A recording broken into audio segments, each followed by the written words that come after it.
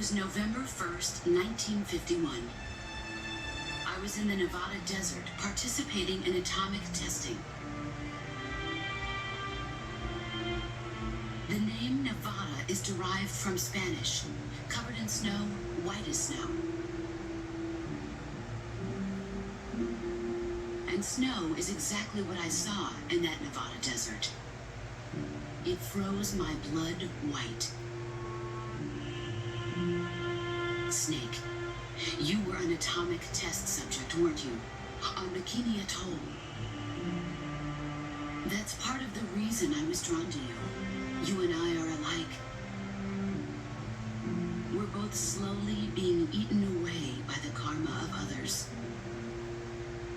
We'll never have the chance to die peacefully of old age. We have no tomorrow. But we can still have hope for the future. In 1960, I saw a vision of the ideal future from space. 3 years earlier, the Soviet Union had succeeded in launching Sputnik, the first man-made satellite in history, into orbit. This came as a huge shock to the United States. In response, America threw everything it had into its own manned spaceflight project, the Mercury program. Even as the Soviets seemed poised to send their first man into space, America was still experimenting with chimpanzees and rockets. The government wanted human data, so they secretly decided to send a human being into space. I was the one they chose. At the time, they didn't have the technology to block out cosmic rays, and whoever they sent up would inevitably be exposed to heavy radiation. That's why they chose me. After all, I'd already been irradiated once. Of course, you won't find any of this in the history books. I could see the planet as it appeared from space. That's when it finally hit me. Space exploration is nothing but another game in a power struggle between the US and the USSR. Politics, economics, the arms race, they're all just arenas for meaningless competition. I'm sure you can see that, but the Earth itself has no boundaries. No East, no West, no Cold War. And the irony of it is, the United States and the Soviet Union are spending billions on their space programs and the missile race, only to arrive at the same conclusion. In the 21st century, everyone will be able to see that we are all just inhabitants of a little celestial body called Earth. A world without communism or capitalism, that is the world I wanted to see. But reality continued to betray me. In 1961, I was sent to Cuba, to Bahia de Cochinos. It was part of a CIA-sponsored invasion under the guise of taking Cuban exiles back to their country. But the US government betrayed them. Our weak-kneed president held back their air support.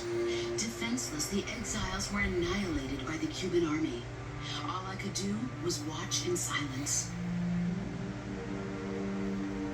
I was set up by the very country I'd sacrificed so much for, by the very government I dedicated my life to defending.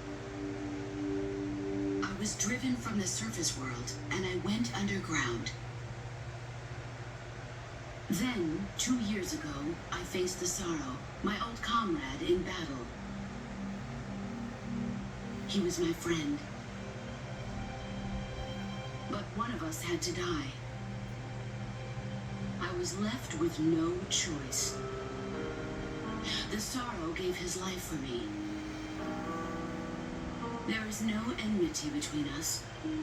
One must live, and one must die. That was the mission.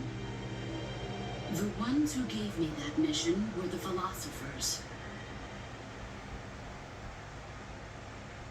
Early in the 20th century, the true holders of power in the United States, the Republic of China, and the newly formed Soviet Union gathered together in a secret meeting that would later be known as the Wiseman's Committee. The secret pact they formed there marked the beginning of the philosophers. But the last of the original members died in the 1930s. After that, the organization began to run out of control, and the Wiseman's Committee degenerated into a mere shell of its former self. The philosophers of today have no sense of good or evil. Their influence extends to countries and organizations involved in every aspect of every war. They have become war itself. That's how they operate. The sacrifices of war cause a shift in the times. This shift leads to renewed conflict, and in turn triggers the next war. Like a nuclear chain reaction, each conflict sparks countless others, forming an endless spiral that will continue on for eternity. Do you understand what I'm saying, Snake? By consuming me and you, the philosophers intend to keep that cycle going forever. It was my father who explained all of this to me.